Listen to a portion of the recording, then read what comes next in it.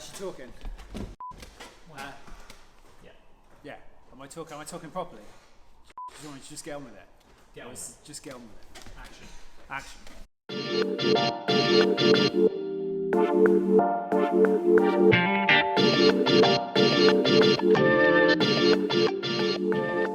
Hello everyone, we're going to do another Workshop Chatters, talking about a couple of things today. We're going to talk about trail versus enduro and what that means on our bikes, and we're going to talk about stiffness and travel and sag and all those kind of things, just bike suspension setup, but what it means in terms of your bike. So we'll do trail versus enduro first. Nice. Oh, if you hear a funny pounding in the background, they're building a new industrial estate next to us, and they're driving in the piles today. So there's sort of a dull thudding in the background. But anyway, so trail versus enduro. So the new V3 frames have an adjustable shock mount that allows you to fit either 210 or 230mm shocks. So the 210 gives 130, 135mm travel depending on the model. The 230 gives 150 on the murmurs, 160 on the swoops and the twists. It's worth saying at this point, we can't get the full 160 out of the murmur because the tyre actually hits the seat tube. So we've specified running a 60mm stroke shock, whereas the 230 shocks can normally have 65. However, I have got a couple of customers running the full 65mm stroke on their murmurs with smaller tyres and the fact that the rubber bumper stops the tyre. So we're saying it's only safe with 60mm stroke, but some people are getting away with it. And generally the travel is reduced with a spacer in here, so you can try that for yourself. But anyway, depending on the shock you run and where you run this shock plate, you can run different amounts of travel on our bikes. But that's just part of the story. Just having different amount of travel here on the rest of the bike being identical doesn't really achieve that much. You've got to build your bike to suit the travel that you've got. So when you've got longer stroke, if you've got 160 on the back, you want matching travel on the front or something similar on the front. So you want 160 on the rear, you want 150, 160, maybe 170 on the front to get the bike to be balanced. If you're running 100 on the front and 160 on the back, it just wouldn't work. The bike wouldn't move properly. It wouldn't feel right. It wouldn't be balanced. And I think balance is a word I'll keep using. It's really key.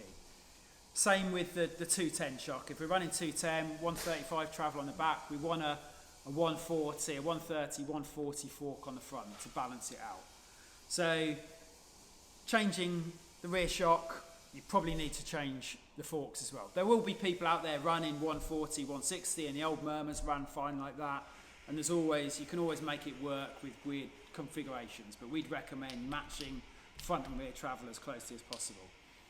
So once you've got your travel matching, the next thing, and probably I think one of the most important things, is to get the wheels and the tyres right.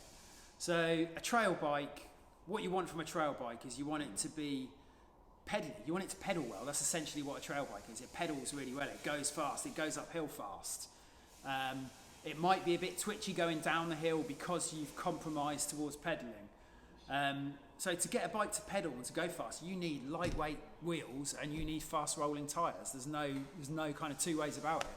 If you have a short travel bike and put downhill wheels and tyres on it, even though it's short travel, it will pedal like a dog because it's got heavy wheels and tyres on it. And the same thing works for the enduro setup. If you want an enduro bike, you've got your 160 travel front and rear, and then you go and put a pair of lightweight wheels and lightweight tyres on, it'll be crap going downhill. You need heavy wheels and tyres that have got gyroscopic stability. So as they spin up, they track, they stay going in the same direction. They've got weight behind them to give you grip. They can run them at lower pressures because you've got bigger casings, and it's all these things, and it's this mass that actually makes it go downhill better. So to me, I'm kind of underselling the bikes, but the wheel set you have is probably more important. The wheels and the tyres you have is probably more important to the intentions of your bikes than the travel you have. I'd rather have if I wanted a trail bike, it'd be better to be 160mm trail bike with trail wheels and tyres than a 110 trail bike with downhill wheels and tyres. So trail versus enduro is your shock, your fork, getting them to match, and then getting the wheels and tyres to match as well. And things like putting a pair of carbon bars and lightweight saddles and lightweight cranks to change the weight is negligible. It makes very little difference to how the bike rides. So I don't think that matters. And people will say, oh, you haven't got a lightweight build on a trail bike. But if you've got lightweight tyres, or you go for something in the middle, a compromise. So this is actually a, I think it's got a 421 rim on the front, so a relatively light rim on the front, a 481 on the rear. These Michelin tyres are they're trail AMs, but they're sort of a bit heavier than other brands' trail. So this bike sits quite nicely between trail and enduro. Whereas if I put some Michelin, what they call the race line, really heavy enduro tyres, it would turn this bike into more of an enduro bike, purely because of the heavy tyres you put on it. So that's, yeah, just think about that. Think about that as you build your bike, and think about, the other thing to mention is a lot of people will buy a bike and they will build that bike for the one trip they do. In the UK, it's, I go to Bike Park Wales 3 days a year. I want a heavy bike to go to Bike Park Wales. And I'm like, no, build the bike for the riding you do most of the time. So if 90% of your riding is riding around local shallow, smooth trails, build your bike for that.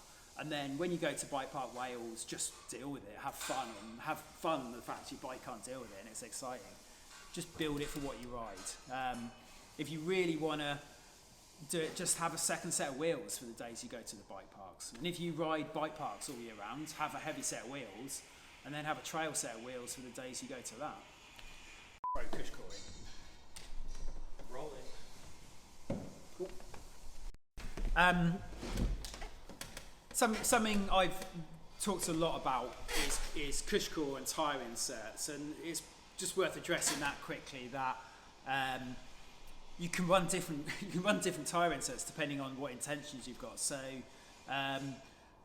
cush core actually make an XC version, which is very lightweight. It doesn't give you the grip and the damping that the Pro version does, but then it's lighter weight, so it allows your bike to roll faster. And it actually, because of the protection the cush core gives you, it allows you to run lighter weight wheels, so you can run faster rolling tyres with the lightweight cush coring. But conversely, you if you want your full-on enduro bike, you want the full Pro cush cores, but it perhaps lets you get away with a slightly lighter set of tyres because, again, of the protection and the weight added by the cush core. But if you want total downhill capability, you want the heaviest tyres and the heaviest cush core you can get, and that it is the weight. It is actually the weight spinning that gives the control and the stability. So removing that weight makes it easier to pedal as you go uphill, but worse going downhill. Just a sort of detail about that actually is, when you start off pedaling your bike, it's always hard, isn't it? And then as you get going, it's easier. You just add it, you're just topping up. So it's that initial moving that's hard. That initial moving is hard because you're getting the tyres spinning up to weight. And if you're on a downhill bike with really heavy tyres, that initial getting moving is a nightmare. Whereas if you're on a light wheeled cross-country bike, that initial getting moving, or road bike, is really easy. So this is why heavier wheels are harder to pedal. But as you're going uphill, every time you hit a little bump, the tyres slow down, you've got to spin them up to speed again. So on a smooth fire road climb, once you're going, wheel weight matters less than on a technical climb with lots of rocks. So if you're on a technical climb, every time you hit a bump, you've got to spin the wheels up again. So you hit the bump, pedal again. If you've got heavy set tyres, it will kill you. So that's why the heavy tyres become really hard on technical climbs, and why it just tires you out so much. But anyway, so we've done shock, fork, different wheels, a lot about wheels and tyres. One other thing to talk about is sag and suspension travel. People are a bit obsessed with suspension travel, and I think this is a historic thing that bike brands like to put their bikes into different categories. And it's an easy way to create a new model, is to say we've got a 160 bike and we've got a 140 bike, let's do a 150 bike. And people always think, I don't know if I want 160 or 140, I want 150. And they sell bikes because of it. But what's not important is the amount of travel. It is the stiffness of the travel. It's how stiff it is. So if you want a bike that pedals well, you want your suspension, front and rear, to be stiff. And when you have short travel, you need to make it stiffer, because you say you only want to run 20% sag on the front, 25 on the rear. With only 100 mil of travel, 25% sag is quite stiff. Whereas if you've got 160 mil travel, 25% sag is a lot softer, because the longer travel means you can run a softer spring. The sag and the stiffness is more important than the travel. If you want a bike that grips and has got, you know, cushioning and support, and the tyres are always on the ground and you've got massive amounts of grip, you run it really soft. So imagine this bike. If I ran this bike with 15% sag, it would pedal well because it wouldn't move a lot, but it would also not have very good grip and very good bump absorption. If I run this bike with 30% on the front and 40% on the rear, bless you, it would have massive amounts of grip, but it wouldn't pedal very well because it would wallow around and it would move. But so on the same bike, you can get different characteristics just by running different stiffnesses and by setting it up differently. And the sort of logical conclusion of this is a bike with 160 travel. So I've got the numbers here. Imagine, where did I write it down? So if you had 150 mil travel and you had 1 inch of travel at the back, the sag equivalent to that is 17% sag. If you had a 100 mil travel bike and you had 25 mil travel at the back, that's equivalent to 25% sag. So a 150 bike with 17% sag is the same amount of actual suspension travel, therefore the same amount of stiffness as a 100 mil bike with 25% sag. So how does that bike perform? The pedalling on them is exactly the same. So although you've got a 160 mil bike, the stiffness of it, how high it is to push against the pedals, is exactly the same as the 160 mil bike that's stiffer. With less sag. Does that make sense? Does that make sense to you, Jamie? Kinda. It's quite. Yes. It's counterintuitive to people, because people can only see long travel bike is soft. But if you stiffen up that long travel bike to the same stiffness as the short travel bike, it will pedal the same. So yeah, you take this to its logical conclusion. If you want a trail bike, you might as well just keep it at 160 mil and stiffen it all up. You're adding a tiny little bit of extra weight. The geometry change is fairly negligible. You know, it will pedal the same. The wheels and the tyres will be the thing that dictate how well it goes up hills. So it's tricky, and Jamie here's given me funny looks, and people really struggle with this idea. But if you want a bike that pedals well, it doesn't have to be a 100 mil travel bike, it just has to be set up firm so it doesn't move. So you could have a 120 mil bike, a 140 mil bike, set it up firm, put lightweight tyres on it, and it will pedal well. If you want a bike that grips and has got control, you want to set it up soft. And then there's also Ollie over there. I've talked a lot with him about this, but he likes a bike that's poppy. That's the thing that most matters to him, is that it's a bike that he can move around and pop. So that's the same. If he had a bike that has lots and lots of sag, it wouldn't give him that support to allow him to move the bike. So he sets his bike up firm. So although he's got 160 rear travel, he puts a firm spring on it so that the bike is, you know, it's got pop, he can move it. And that's how he rides his bike. So that's how he goes faster. So this sort of again relates to setting up the bike for what you do. If you're a person who likes to move the bike around, that's how you set your bike up. That is how you'll be faster. Regardless if somebody else tells you, oh, you get better grip running it like this, you'll go faster. You will ride best on the bike that suits you the best. That hurt. That was quite. Hopefully that all made sense. Just, yeah. Travel is important, but the setup of the suspension, whether it's stiff or soft, suited to your style, is more important. Wheels and tyres are more important to how your bike rides than absolute values of suspension. So you can, one good thing with styling bikes is the front suspension is linear, the rear suspension is linear. You don't have to run this shock at 32% sag to get the suspension to work properly. Whereas some complex leverage curves have to be sat at a certain point, otherwise they don't behave properly. They're designed to sit at a certain sag level, and if you deviate, the shock tune can't cope with it. The shock has been tuned for that behaviour.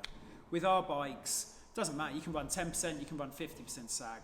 it doesn't change how the shock works. The bike still works great. It makes the bikes really versatile, and there's a lot of our customers who have tried all different setups on the same bike and they all ride great. It's just a versatile setup because it's a simple design.